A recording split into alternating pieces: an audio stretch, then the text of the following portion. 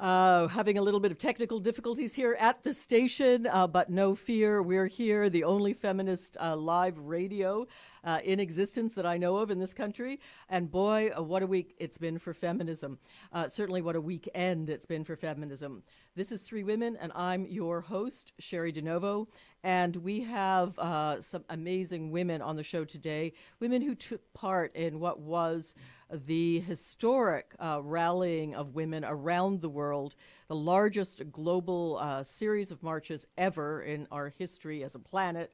To talk about it and to talk about its implications, I've got in the studio Patty Coates, Secretary-Treasurer of the Ontario Federation of Labour, Canada's largest provincial labour federation, longtime fighter for equity, Labour Council activist and community builder.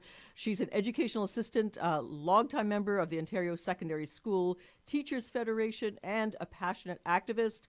A little later on, we've got an OPSU member. That's the Ontario Public Services Employees Union. Jennie Miller is going to be on to talk about her experience. Both these women were in Washington. We're going to have from the streets of our own city, one of the speakers at the rally here, Farrah Khan, who's a nationally recognized public speaker and educator on violence against women, including sexual violence, forced marriage, and honor-related violence. Farrah is at Ryerson University as a sexual violence support and education coordinator and co-chair of the Ontario Provincial Roundtable on Violence Against Women. Farrah is going to be joining us in the second half of, in a few minutes, actually. Jenny's going to be joining us in the second half of the show. And of course, you are always welcome to join us. All you need to do is to call in 416-946-7000. But first, let's talk to Patty. Patty, welcome to Three Women. Thank you, Sherry. So tell us about your weekend. Oh, the weekend was absolutely fantastic. It was mind-boggling, the excitement that I felt taking a bus full of 35 women down to Washington. We left Friday morning at 8 o'clock. We were all excited, ecstatic to be able to go down to Washington, to be able to march with our sisters and comrades in Washington. We arrived in Baltimore in the evening. We spent the night there to relax and get ready. So they didn't stop you at the border like some others? They did. Well, we were stopped as usual. Mm-hmm. We went through immigration, but there was no problems. There were no issues at all. They, just prodded us along as normal, and then off we went. We were at the border for about 30 minutes. That was all. Good. So then, keep going. What happened? So the excitement in the morning, Saturday morning, we hop on our bus again. We went to the outskirts of Washington, hopped on the metro, and that was even exciting. We get on the train, and the driver is so excited to find out that there's people on the train going down to the march from Canada. And he was engaging, he was thanking us, and that's something that we discovered all along our route, that when people found out that we were from Canada, they just kept thanking us for being there. And that added to the excitement of our journey going into Washington. And how many were you? There were 35 of us. 35. And there was a couple of us that brought our daughters with us. There was one woman that brought two daughters, and two of us brought daughters. I brought my 31-year-old daughter. Beautiful. So continue on the story. You get off the bus. What happens? We get off the bus. We get onto the train. And as I said, we had the driver that was just so thankful for us. We get to the station that we were going to be exiting the metro, and we hear a loud noise. We hear lots of people. We get off the train, and that subway station is packed. Now, remember, we're underground, and underground there was probably, I'm only guessing, I don't have the exact numbers, but there was at least several hundred people. Signs, excitement. We were chanting already in the subway station. So it took us about a half an hour to get out of the station, to climb the stairs and make our way out, to as close as we could get to Independence Avenue. We couldn't make it that we attempted to, but we hit a wall of people, which is exciting, very, very exciting.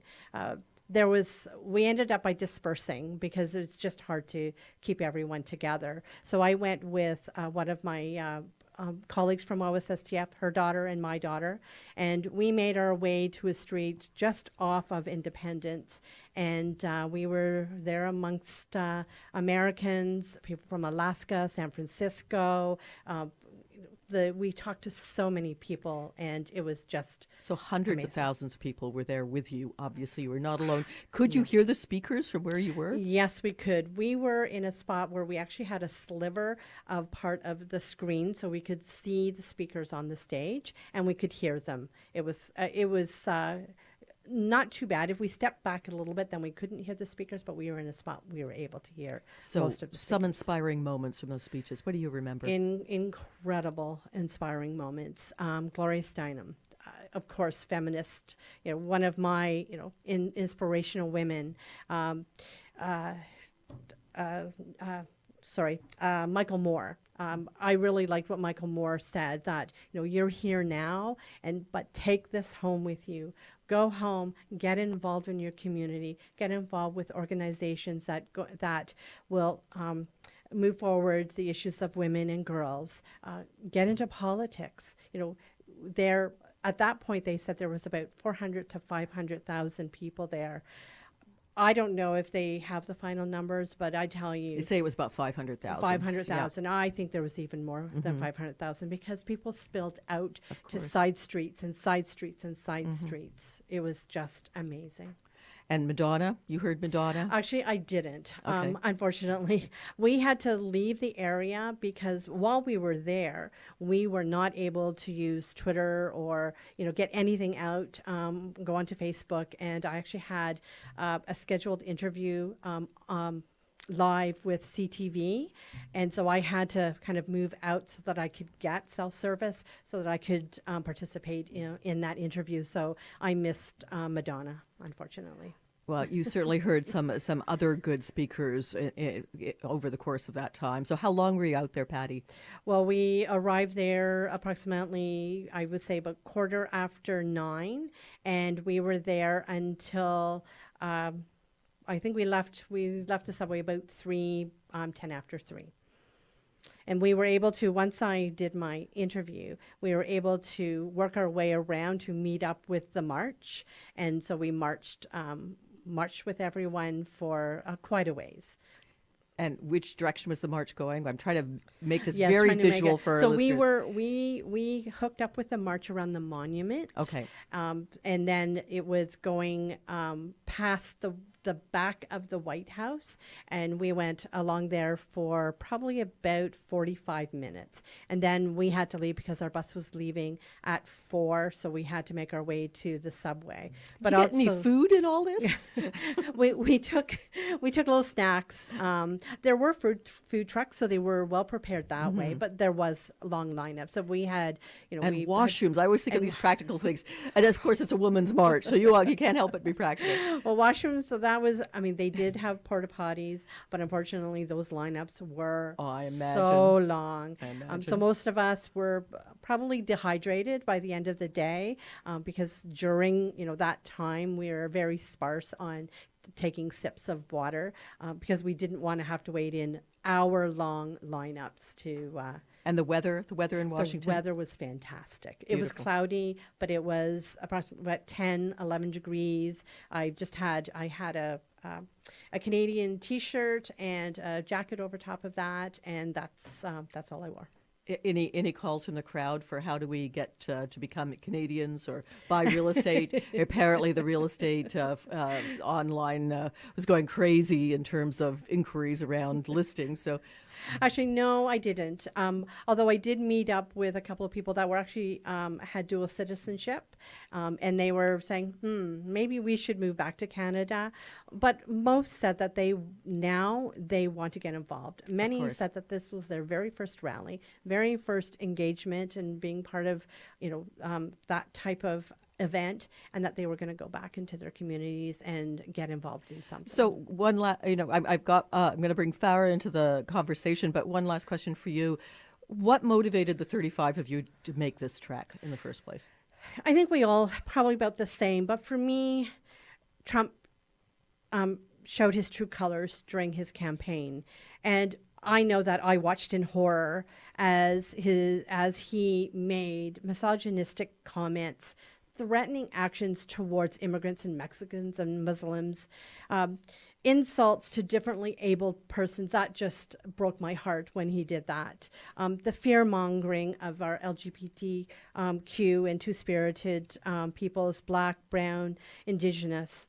And I wanted to be there. And I know that my sisters and comrades want to be there to stand shoulder to shoulder with our American friends to send a very strong message to this president that we are champions of human rights and that all peoples deserve respect and dignity. We're just getting Farrah on the line for a minute, but Patty, continue on with that because and you're a political activist from way back. You're with Ontario's one of Canada's largest union bodies. What do you think? Because, a lot of the analysis that's come out of the States has been, well, it's the Rust Belt, it's the working class, it's the worker who elected Trump. Even unionists voted for Trump. How did that happen? You're a unionist. How did that happen? Sherry, my mind is just as boggled as yours. I really don't know. I can assume, I think he had some sound bites that resonated with people. He said things that, brought them in. And there was an article, I believe it was in the Globe and Mail, that had interviews with women who voted for Trump. And for the most part, it seemed like there was one or two things that they liked what he said, but they understood what type of person that he was. I don't know how it happened. It's unfortunate that now, we have to continue to fight. One of the signs, there were so many signs in Washington, but and I wrote down here some of my favorite signs, but one of them that really resonated with me is that it was a sign that said, "My arms are tired from holding this sign since the 1960s. And here we are in 2016, and we're fighting for the same things that we fought for in the 1960s. And I'm sure that, we fought for way before that as well. Yeah, I mean, in fact, the sign that I held here was a sign that said, this is my 50th year of marching for women's rights. And I wasn't alone. There were a lot of women my vintage. What other signs did you see? We saw lots of signs that said, I would not be the guy. I would not be the guy who peeved off all of these women. And it wasn't the word peeved, but I, put that in there. Also, you're so vain. You think this march is about you. Which I thought that was really, really good. There were lots of signs, little girls with their parents. And they were holding signs about girl power, which I thought was fantastic. There were lots of people. You could tell they brought their daughters and they brought their children. At one point, when we were walking, we saw a mother and daughter, and they had a sign up that said that mother and daughter are nasty women together, and we ended up by taking a picture of them, and then took a picture of myself and my daughter, and then Karen, who went down with me, and her daughter Emma. So that was very empowering for our daughters to see that. There were lots about reproductive rights, lots and lots of many different signs with regards to reproductive rights. Funny you should say that, because one of his first acts in office is to basically cut off the world from abortion education and abortion rights by denying funding to any organization that promotes it in the world. Right after the Women's March. This was Donald Trump's response to millions of women, some 600 marches around the world. This is his response to them. And I posted about this today, and the picture of him signing this is he's flanked by nothing but white men, not one woman, of course, in the room. What do you think? What's your reaction to that? Well, that just shows his true colors. That really shows who he is. He may have had these sound bites, these statements that that people bought into, and that's why they voted for him, but they really didn't see the true colors of Trump. And, just what you said, signing that shows what his true colors is. His administration is almost all white males. That And billionaires. shows, and billionaires. That shows his true colors. Yeah. We have another participant in the Washington March on the line, Jennie Miller. Welcome to Three Women. Thank you for having me. Very exciting. Yes, well, it's wonderful. So we were just hearing from Patty. Were you part of the group that went down with her?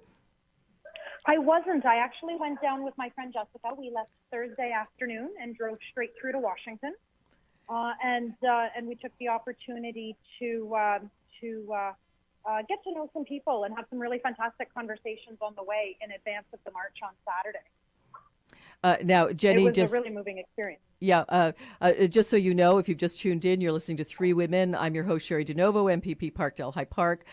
In the studio, I have Patty Coates, who's the Secretary-Treasurer of the Ontario Federation of Labour. She was there with a group of 35 women in Washington. We're hearing now on the phone from Jennie Miller, activist and member of Ontario Public's OPSU. So Jennie, tell me your trip down there. We heard blow by blow about Patty. So you drove. How close did you get? What happened on the day of?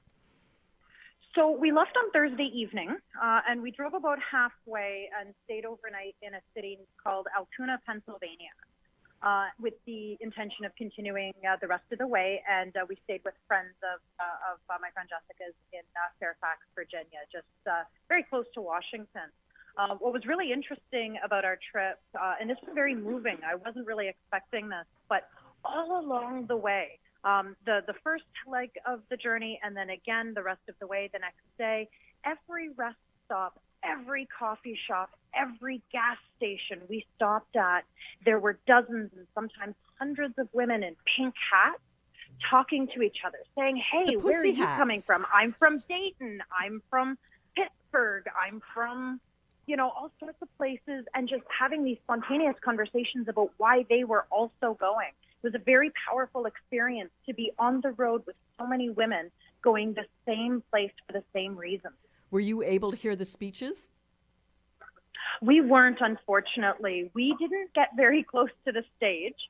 There were so many people there, as I'm sure everybody's seen on TV by now, that we ended up on the National Mall near the Reflecting Pool, and just surrounded shoulder to shoulder with thousands and thousands of people, but the happiest, most positive people that I've ever seen stuck in a crowd, not being able to move much. It was a really positive experience of women supporting each other and sharing their own stories and their own reasons for being there, sharing their sandwiches and bottles of water with each other, lifting each other's children onto their shoulders so they could see better. It was really something else. I wasn't prepared for that at all. And did you take your own signs with you? We did, actually. We made several signs. My sign personally said, "A woman's place is in the revolution." I think it's really important for women to rise up now and to stand up. And some of the other signs in the group of people that we went with, one said, "Respect our existence" or "Expect our resistance," which I thought was very powerful as well. Mm-hmm. And one woman in our group actually put on her sign, what was it? "Mr. President, how long must women wait for equality?" Which, as we know, is a very famous saying from 100 years ago, from 1917, when women were fighting for the vote. So you're down there, you're hearing all of it. What were some of the thoughts about, one of the challenges, as you heard, you may have heard Patty say, was Michael Moore's to the crowd saying it's all well and good to be here this day and around the world, 600 marches. There were tens of thousands here marching in the streets as well. What now? What next? Was there discussion about that among the women? Like, what do you do after this, after that day? There was quite a bit of discussion about that, actually, and I think it's something that that activists and allies are going to be really thinking about in the next few days and few weeks.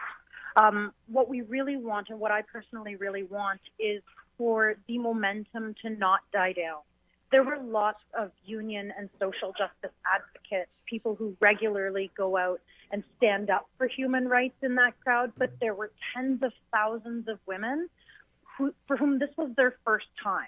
And what I personally would love to see is that this not be their only time standing up.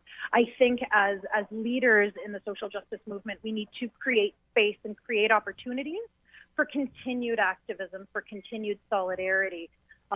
So there's a couple of really fantastic things that I've seen pop up already. On the Women's March on Washington website, they've started a new campaign called 10 Actions in 100 Days, I believe. And every 10 days, they issue a new challenge, so to speak. The first one is for everyone who attended that march or marches around the world to contact their local government representative to tell them what they think is important and what they would like to see their government focus on, whether that be women's rights or anti-racism or education, affordable child care, good jobs for all, the end to precarious work, environmental justice, foreign policy, the economy. These are all women's rights. And so the idea is that the first action is to contact, if you're in the U.S., your senator. If you're in Canada, perhaps your premier or your member of provincial parliament, to tell them that these things are important so that those people can never say, I didn't know, or nobody talked to me about this, which I think is a very powerful first step. Okay, so I'm going to be the cynical voice here, and I'm going to say, do you think, Donald and all the Republicans that are now in charge of the United States, we'll talk about America first, do you think they really care? Naomi Klein has described the election of Donald Trump as this huge corporate coup d'etat. It doesn't seem to me, especially the way they've rejigged their websites, that they really care what women, LGBTQ, people of color, Muslims. I don't really think they care. What would you say to that? Because we're all thinking it. Come on. Well, what I would say to that, honestly, Sherry, is that if we can't convince them, we should replace them.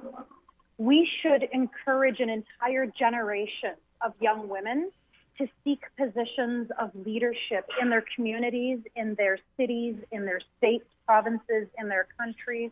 We need to lift up women so that they can become leaders that we want to see, leaders that represent us and our values.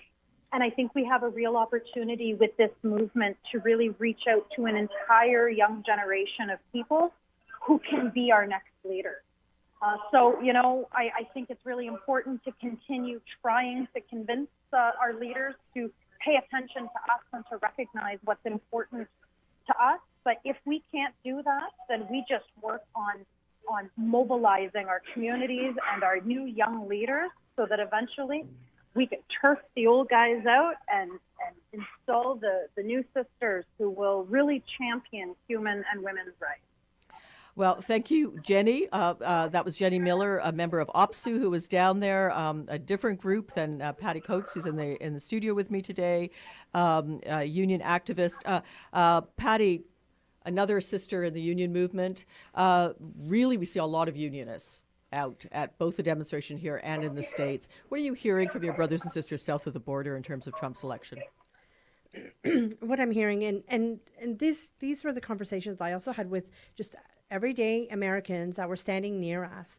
They said that, this is a wake-up call for people, and it is, most of them, it was their first time out. They weren't part of a union, or if they were, they weren't active at all in their locals or in their communities. But this is a wake-up call for them, and that they know they have 4 years, and they're going to get their act together and not allow this to happen again. Mm-hmm. It's also kind of a wake-up call for those who don't have a union. Mm-hmm. Really, the Fight for 15, which is very broadly based in the U.S. as well as it is here, was very much in evidence at the demonstration here. Was it there as well? There was. It wasn't as prominent in Washington than as it is here. However, I did have my 15 in fairness patch and button on my jacket, and there were a few other people as well. Yeah, because I mean, labor, I mean, well, is working in the educational system. It's no fun to be a teacher now south of the border, and educational assistants. I mean, they're not doing as well as our teachers are here by a long shot. And I actually did see that there were a number of signs. You could tell that there were groups, that there were teachers, there were nurses, and they actually all marched together into as far as they could, getting close to Independence Avenue with their signs and talking about the struggles that they have and that they're going to have, moving forward with this new administration. Now, you're going back to the Ontario Federation of Labor with all of this energy and this excitement from your Washington trip.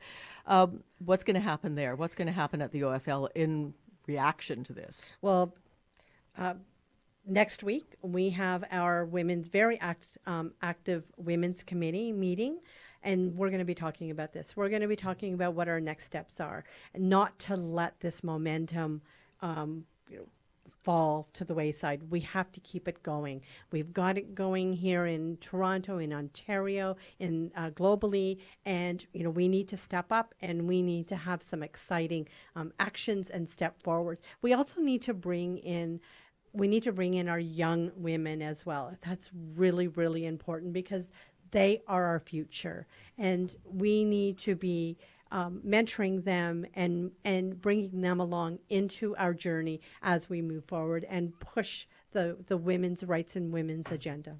One of the, speaking about young women, there were lots of young women out in Toronto. I'm sure there were in Washington as well. Yes, there was. It's really kind of exciting to see.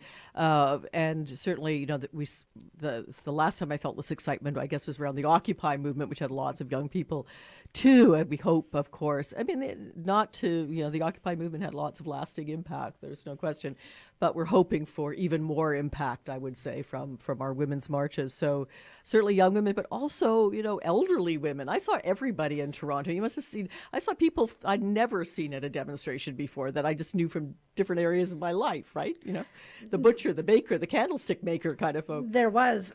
I saw several, 3 generations and 4 generations of, mothers and daughters and their young babies at the march in Washington, which is really, really exciting. Well, we're going to take, on that exciting note, a little bit of a break. You are listening to 3 Women. We're talking all about the marches that happened around the world on Saturday, both Washington and in Toronto. We will be back with 2 more guests. Stay tuned to 3 Women. Right here, right now, every day. CIUT 89.5, Toronto. Sound of your city.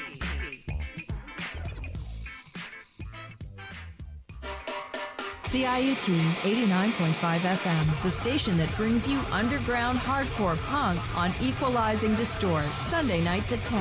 CIUT 89.5 FM, the sound of your city. And we are back. By the way, thank you all listeners who donated during our fundraising drive. I want to let you know that sadly, if your name is not Dave Deere, you did not win the prize. There are about 1,200 people's names in there, so don't feel too badly. Thank you all for donating, and thank you for supporting this show and this radio station. Just a little bit of a plug for this radio station while I'm here. This is the only alternative radio station in Toronto. And in fact, if you really want to hear news, we're going to talk about the mainstream media a little bit in this half too. But if you really want to hear what's going on south of the border, and let's face it, that's where our focus is right now, do listen. Democracy Now! Is on just before this show. You'll hear it up close and personal and Toronto style by listening to 3 Women. But by all means, listen to Amy Goodman just before the show as well. She'll give you the latest and the most honest news that you'll hear coming from south of the border. So always tune in to 89.5 FM. That's my plug.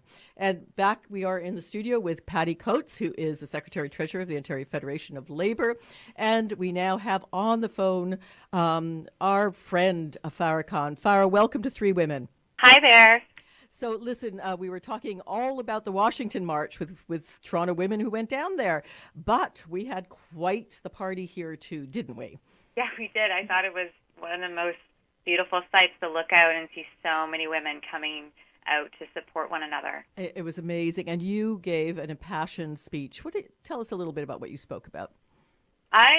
For me, there was kind of two reasons why I marched and why I thought it was important to be there. One is, as a Muslim woman, I think we really need to look at our own country and how we have been treating Muslim community members. And I think a lot of times when I heard people talk about Trump and the way in which he uses hatred against Muslims to fuel his campaign, we can't forget that we've had a conservative government who did that for a decade. And even before that, we've seen Muslims seen as the enemy, but really constructed under the Harper government. And so for me to be there, that was one piece I talked about. And the second piece is expanding who we believe when we say we believe survivors. Do we believe Indigenous women in Val-d'Or, Quebec, who are saying that police have harmed them? Are we believing trans women when they say they need to access services? And instead of creating more barriers for them, are we supporting them? Are we supporting Muslim women when we say, we love our families, please don't harm our families, please listen to us, and just know we want to be safe in our own ways. So there's lots of reasons why I marched.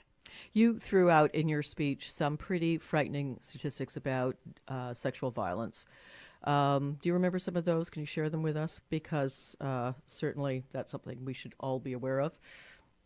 Yeah, for me, a big part of why I march is someone who works frontline services. We see a growing number of women and girls in Canada who have been violated. We see every 6 to 7 days a woman is killed by their partner or ex. And our shelters are at capacity in Toronto. That's ridiculous, 100% capacity. 460,000 people are sexually assaulted in Canada each year, and we know that 1,200 missing and murdered Indigenous women in Canada. And the one that I think that doesn't get talked about a lot is that the second highest complaint in Ontario against police officers is sexual assault. All frightening and damning statistics. And, looking at south of the border now, we were all out, of course, in response to Inauguration Day down there. One of the first moves of the new presidency was to attack abortion rights for women around the world. That was signed into place by Donald Trump with nothing but white men behind him. This was his response to the Women's March. What do you say to that?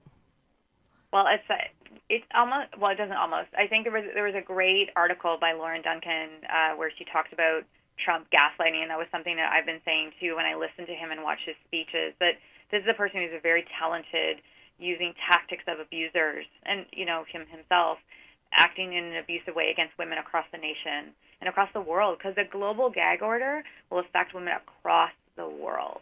And so what we're seeing is someone who, like many abusers, is like, oh, you're going to say something about me? You're going to do this? Well, I'm not going to play nice. I'm going to punish you. And this is punishment, and this is violence. It's shocking, and one of the questions I asked Jennie Miller, a member from OPSU, who was just on the show in the first half hour, talking about her experiences in Washington, was what next? And Patty has talked about Michael Moore's challenge to the crowd down there, saying, don't stop here, keep this going. And again, one of the recommendations was phone your representative, run for political office, do all of this. I guess, I'm just playing literally devil's advocate here by saying, do you think Trump cares? Do you think this will have any impact? What can we do to have an impact? I think we have to stop caring about him almost. Like Obama said this, and I think we've said it for so long, and so many Muslim communities, like racialized communities, Indigenous communities have been saying from time, like they've been organizing and saying, okay, like who's in power isn't going to make or break us. We continue and we continue to fight. And how we do that is we organize together and we find ways to make alliances. We find ways to listen to each other. So he is but one person, and he has tremendous effect on our livelihood and how we feel, and how we can live and survive, and even crossing borders, but also now with a global gag order. But I don't think that he's the only problem. No, of course. And in fact, something else I shared with Patty earlier was the number of trolls on Twitter and on social media.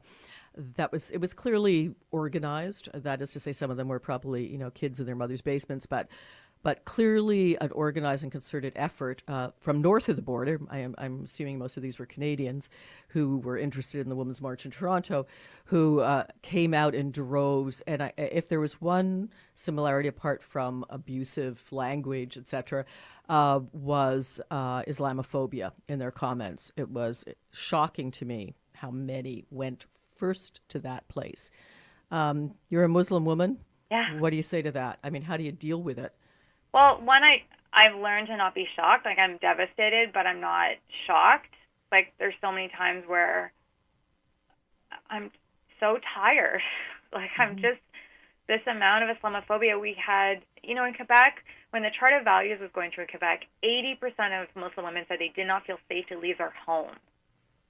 So when you say that, when not you, but when I hear people say, oh, well, that community is so backwards or so behind or they're so violent, I'm like, you've made such a violent climate for us that it's so hard for Muslim women to feel comfortable leaving their home. So, I think I'm not surprised by the vile comments, but I feel like, as Aziz Ansari said very clearly this weekend, it gives license for racists to feel like they can be so open about their racism. Absolutely. It's like a Pandora's box opened up, and everybody who kept these feelings to themselves maybe is now, a pundit on Fox. I mean, they're ready to speak out now. Let's talk just briefly about the media, because one of the things that I noticed when I got home from the Women's March in Toronto was even on our own media for a moment, news of all these marches, 600 and some around the world, millions of women, the greatest global coordinated demonstration ever in history. In the middle of, the occasional snapshot of a march here, a march there, a march in Toronto, was the entire text of Donald Trump's speech to the CIA, which was pretty horrific in itself. But I mean, will our media not learn? He hates them. Why are they still giving him airtime? Yeah, again, it's like, again, I keep thinking about abusive relationships, and it's like either people want to get more media hits. They're like, oh, this will give us more media hits, and that's more important than having integrity. I think also that we are still not taken seriously. Like Washington Post, the headline of one of their articles about the march was, at the Women's March, it's the men who mattered most. Good grief. And Patty mentioned that, the CNN panel. Patty, chime in here with only one woman and like 9 men. There's only one woman and all men. I mean, we didn't see this while we were at the march. We, as soon as we got on the bus, we started to go through the Twitter feed to find out what was happening and what was going on. But on top of that, there was a paper here in Toronto, and I can't remember which one it is, but I know that a friend of an acquaintance of mine commented on this and actually sent a letter to the editor. It was about the Toronto March, and the main picture was of a man with his daughter on his young daughter on his shoulders. Well, why there were so many women there at the march? Why wasn't the main picture about women or a group of women? Why was it a man? Right. And we see this, right? This idea that that there's an exceptionalism when men do this. It's like men who babysit their children, or this idea that when a man's a feminist, it's like we should all like faint almost from the excitement. But, I think we have to make sure that we're also ourselves, what media can we celebrate that is going to get it right? And how do we boost those and amplify folks that are making media, that are asking those questions? And that's what is kind of amazing about social media, is that I think there's been some really fantastic conversations online and amongst women having those conversations, being like, hey, like, this is something I missed about the march, or this is something that people may have not thought about the march. And I don't want to let mainstream sexist, misogynist media dictate what a beautiful and amazing march it was. And it was around the world, which is incredible. Favorite signs, because we've all talked this afternoon about favorite signs that we saw women holding. What do you any that jumped to your mind, Farrah? There was one that said, like, we are the witches that you forgot to burn. It's black, but it's good.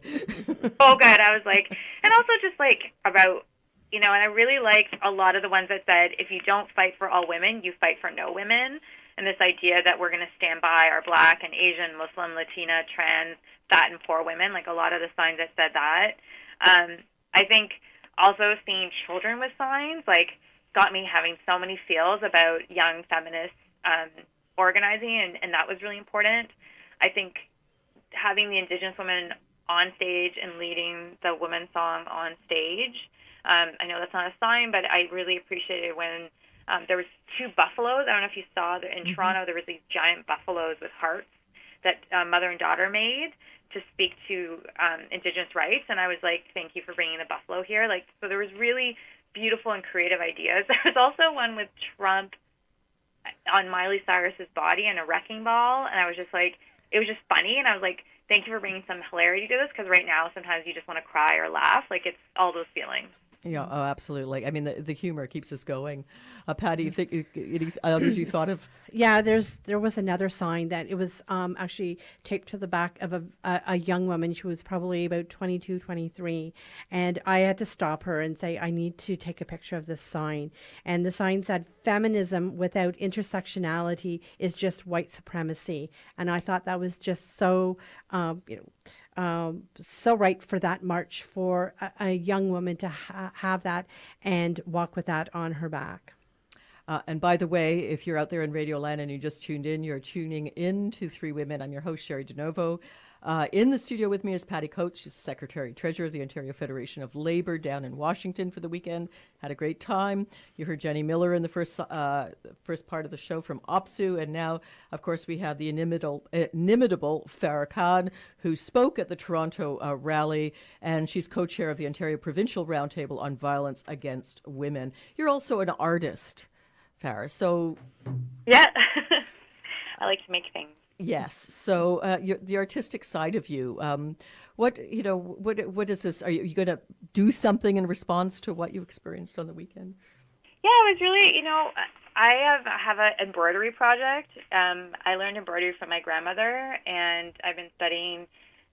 There's different ways of embroidery from India that I've been studying, like using mirror work.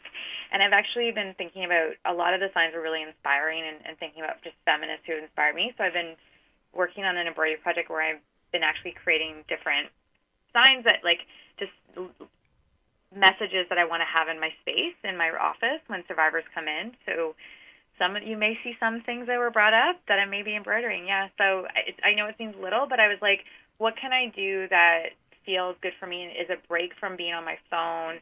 And because I don't know about anybody else, but I'm getting overwhelmed by the amount of violence that I'm seeing. And I know that this is not new, but as someone who works to support survivors, I need a break. And so I was trying to think of something I could do in sunshine, that I have to have good natural light. And so that's what I'm doing. And that's beautiful. And of course, one of the wonderful artistic projects that really, joined, I guess, all of our marches together were the wonderful pussy hats, the pink hats, which were fantastic. Well, we had a young woman on the bus who was actually knitting the pussy hats on the bus and handing them out. That's how I got mine. My daughter got hers. I think she knitted about 7 or 8 of them on the bus. And also we had someone on the bus that didn't get a hat. And as she's on the train, there was a woman that said, "Oh, I've knitted a whole pile. Here, have this one." It was just amazing how it was a community, even though everyone was coming from all over Canada and the United States. It felt like a community. Everyone was happy. Everyone was supportive of each other. Everyone was helping each other. And, as Jenny had said, passing along food and water and the pussy hats. And I know in Washington, there was a sea of pink, and it was just fantastic. There was a lot of pink in Toronto, too, I have to say. So, Farrah, one last question. You're a woman who deals with, as you say, violence all the time. We deal with it peripherally in our jobs.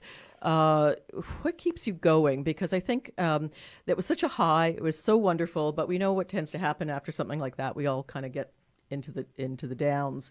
And certainly as we're watching the rollout of what Trump is doing, it's going to get worse. So advice for us all. What should we do to keep our spirits up? I think one thing is to take social media breaks. I think it can be really easy to just every night go home and just start going on either Twitter or on Facebook or Instagram and just kind of get overwhelmed by all the information.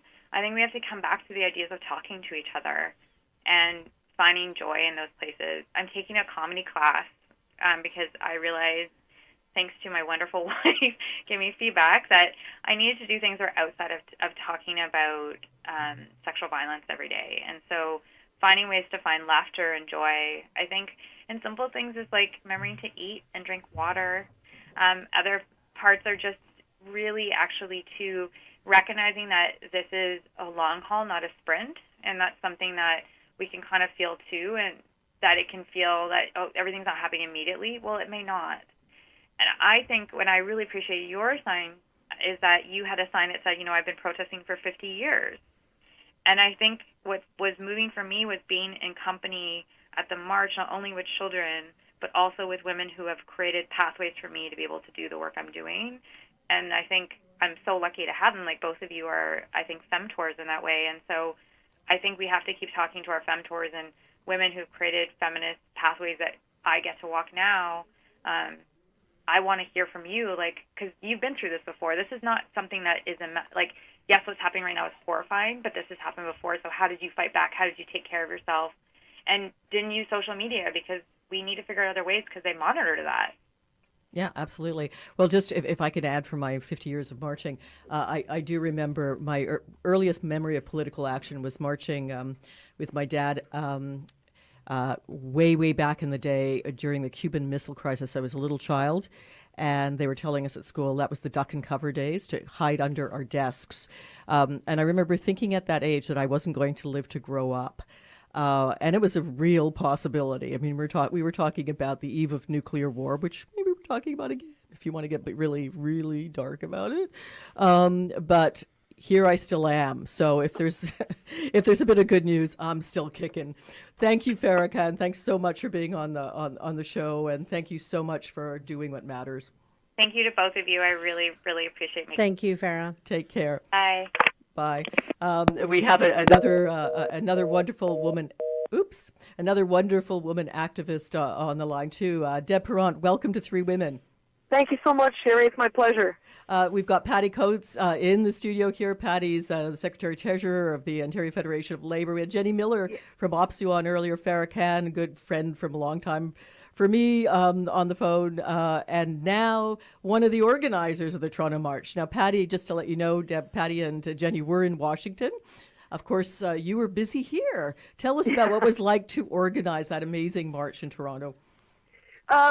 Well, like many women and many people, I think watching in horror as the results of the presidential election rolled in, after a couple of days of being a bit, despondent, I began to think about what I needed to do, and I thought about going to Washington for sure, just to be in that kind of energy as an activist. I was very attracted to. And as I thought about it and talked with people, it also seemed like we needed to do something here because we were seeing the rise of hate speech and hate crimes. So I put out a post on Facebook just asking if anybody knew of any group or individuals getting something together, and I got a lot of replies saying, no, we haven't heard of anything, but we'd love it if something would happen. So after about a week, I started, reaching out to people like Carolyn Sevier and Carolyn Egan from Steel, Carolyn, of course, Carolyn Sevier from the OFL, Denise Hammond from Unifor, and Willits, lots of activists that I have known and great respect for. And I put in an application to Queen's Park to see if that could be perhaps one of the locations we might want to start from or end at. And I got a call from security saying, do you know that somebody else has also applied for a permit the same day with this same name of event? And I said, really? Who is it? And of course, they couldn't tell me, but I said, please feel free to give my number, to the organizer. And it turned out to be Kavita Dogra from We Talk Women. And she coincidentally had done the same thing. She individually felt that she could not let this inauguration happen without some form of resistance, and so she had reached out to a small group, and we connected on the phone, and we were thrilled to find each other. The two groups came together and worked, I felt, very seamlessly. Didn't mean we always agreed on things, but I thought we disagreed respectfully. We had great conversations. We had a lot of energy, and everybody worked terrifically hard. And we had a broad range of skills that allowed us to pull the march together really in 6 weeks.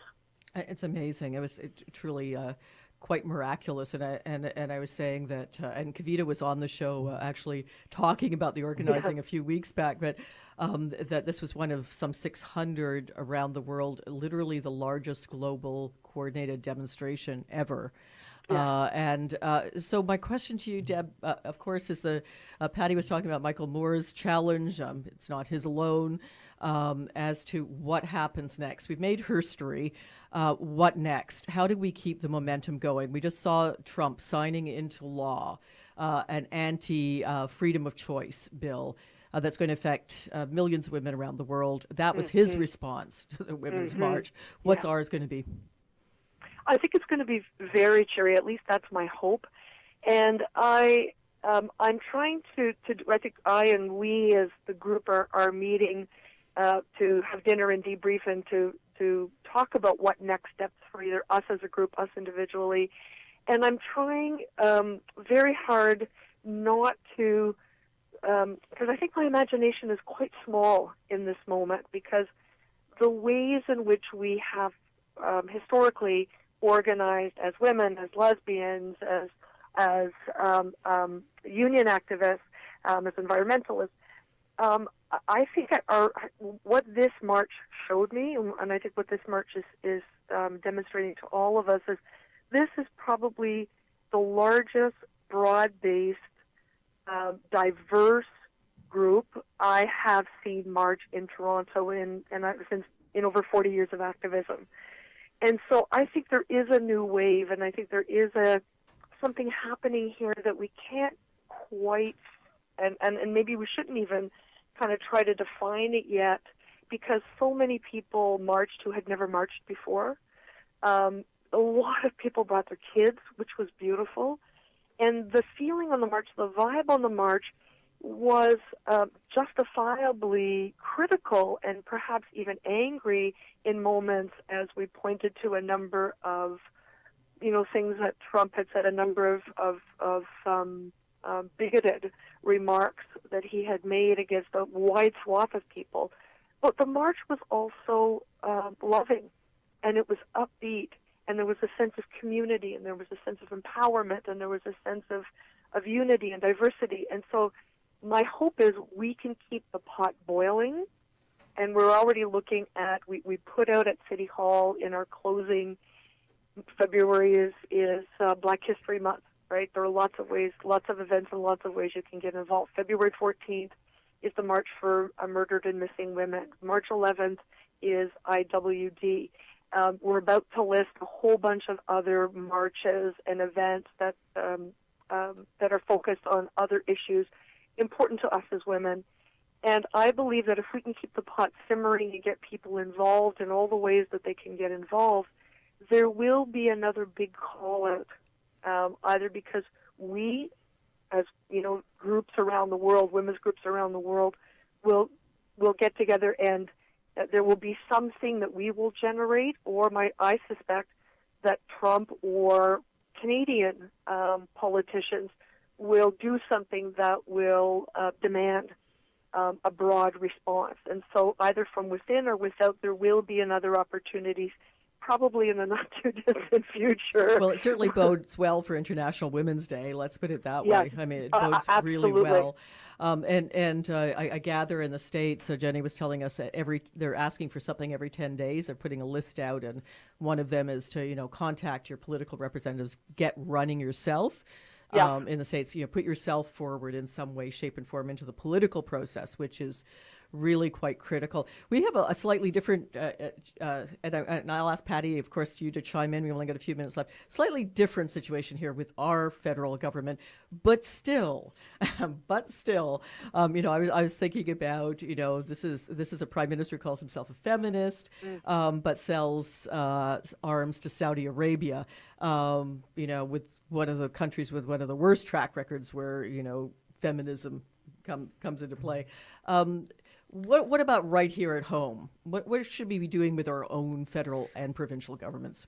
Patty, do you want to weigh in? I think what we have to do is, one, we have to keep this conversation going. We can't let the conversation stop. We have to have the conversations at home with our daughters, with our sons. We need to educate our sons on, what are the women's issues and rights, and move that forward. And then we have to carry those conversations over to go to your MP, your MPPs, go to their constituency offices and have conversations with them, because they need to know what, how you feel, what issues you have, and they need to hear that from you. And I think if we keep this conversation going, then we can keep the activism going, and we can keep women's issues at the forefront. And Deb, what do you think?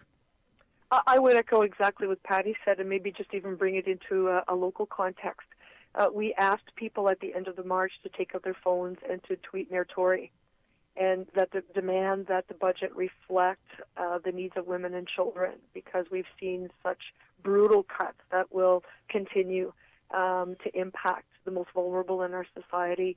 And I would agree that I'd like to see, us active both in the provincial election and in the next municipal election to make sure that strong progressive women are running. I do think we need a woman mayor in the city. I think Kristen Wong-Tam would make an excellent mayor. I think we need more women. We need more racialized women. We need the diversity of our city to be reflected on city council, and it's appalling that in 2017 it's not. So in addition to all the local things that Patty was saying, talking to our families, talking to our friends, and letting our MPPs and MPs and city councillors know that we are watching and listening, and we're not going to accept an austerity budget. We're not going to accept what that means for our most vulnerable, which are often women and children.